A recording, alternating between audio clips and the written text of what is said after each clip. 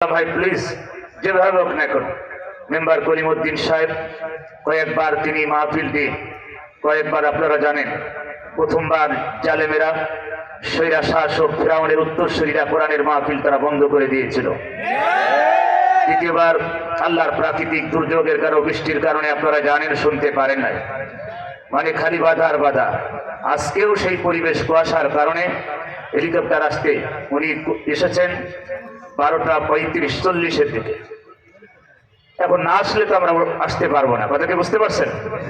এই জন্য সম্মানিত ভাইয়েরা, আপনারা মন খারাপ করবেন না এবং আমাদের জন্য বদদোয়া করেন না।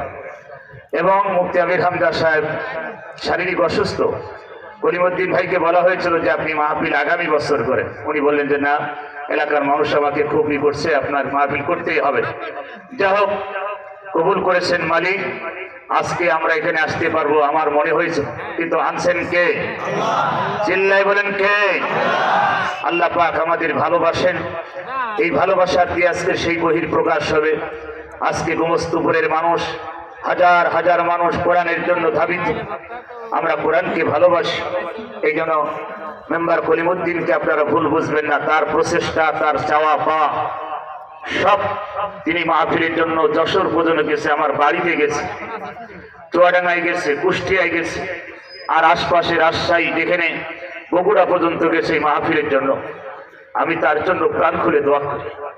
এই মানুষটা যে কোরআনের জন্য এত পাগল, আজকেও তিনি হাওমা করে কাঁদতেছিলেন যে ভাই আমার সবাই ভুল বুঝতেছে যে আমি মনে হয়। সম্মানিত ভাইরা, চাঁপাইনবাবগঞ্জবাসী, আমরা আপনাদেরকে কোরআনের জন্য ভালোবাসি। দুইটা জেলাকে সবচেয়ে অত্যন্ত ভালোবাসি, একটা সাতক্ষীরা, তার ভিতরে চাঁপাইনবাবগঞ্জ। একমাত্র এই চাঁপার মাটি কোরআনের ঘাঁটি। এই চাঁপার মাটিতে শহীদের রক্ত পড়েছে, নির্যাতিত, নিষ্পেষিত। এই মাটি আপনাদের অনেক দামি। আমি কলিমউদ্দিনের জন্য দোয়া করি, প্রাণ করি। তার প্রতিষ্ঠানের জন্য আমি দোয়া করি, আল্লাহ তার প্রতিষ্ঠানকে না কিয়ামত পর্যন্ত জারি রেখে দাও। এই প্রতিষ্ঠানের যত অভাব অঠন আছে আল্লাহ তুমি তোমার খাজানা দিয়ে তুমি মুক্ত করে দাও, আল্লাহ তুমি ভরপুর করে দাও।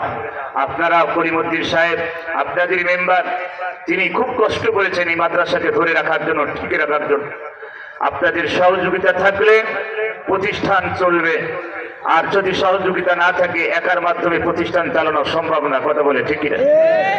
আল্লাহ রাব্বুল আলামিন আমাদেরকে আজকের এই প্রতিষ্ঠান, আজকের এই কোরআনের মাহফিলে আসার বসার সুযোগ করে দিয়েছেন। আমি দল বিদল বুঝি না, আজকে আমরা এখানে সব দলের মানুষ আছি, কম বেশি আওয়ামী লীগ, বিএনপি, জামাত, জাতীয় পার্টি, জাসদ, বাসদ, চরমোনা, ফুরফুরা, আট্টশিতার দল, ছোট দল, বৃহৎ দল, আমরা এখানে সব দলের লোক আছি কম বেশি। কথা বলে ঠিকই রে? ইসলাম পৃথিবীতে এসেছে শান্তির ধর্ম নিয়ে, মানুষকে অশান্তি তৈরি করার জন্য না। আল্লাহ রাব্বুল আলামিন পবিত্র কোরআনুল কারীমের ভিতরে বলছে, ইউরিদুনা লিতুফিউ নূরাল্লাহি বিআফওয়াহিহিম আল্লাহু মুতিম্মু নূরিহি ওয়ালাউ কারিহাল কাফিরুন। আল্লাহ মানে নবী কাফের যারা হবে তারা আমার এই কোরআনের নূরকে মুখের ফুৎকার দিয়ে, ক্ষমতা দিয়ে, বিভিন্ন পার দিয়ে তারা বন্ধ করতে চায়। ও নবী, সম্ভব হবে না, কারণ আমার এই নূরকে আমি পৃথিবীতে জ্বালিয়েছি, জ্বালাবো, কিয়ামত পর্যন্ত জ্বলবে। ঘোষণা কার? চাঁপাইনবাবগঞ্জবাসী চিল্লায় বলেন কার? আল্লাহ বলে, ও নবী, এই পৃথিবীতে আমি কোরআন নাজিল করেছি, এই কোরআনের আলো গোটা পৃথিবীতে জ্বালিয়েছি, জ্বলবে। কাফেররা মন খারাপ করুক আর যাই করুক, ওদের কোনো কিছু আমার যায় আসে না। কিন্তু কাফের যারা হবে ওরা আমার কোরআনের নূরকে বন্ধ করতে চায়। তাই আল্লাহর জমিনে আর 15.5 বছর যারা কোরআনের মাহফিল বন্ধ করেছে, অনুমতির সিস্টেম চালু করেছিল, মুফতি আমির হামজাকে রাজশাহীতে ঢুকতে দেয় নাই।